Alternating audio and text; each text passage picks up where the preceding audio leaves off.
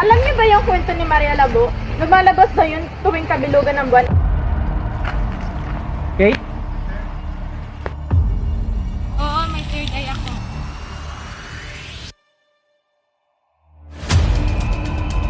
Ano ba yung pinatas ng bata na to? Sabi sa kwento, nabumuto siya at humihingi ng tulong. Simula noon, sunod-sunod na ang pagpaparamdam sa akin ng lola ko. At nakakita na ako ng iba pang multo. Ano yun? Tara, puntahan natin. Sino ba yun? Sige, ba't si Dennis nawawala?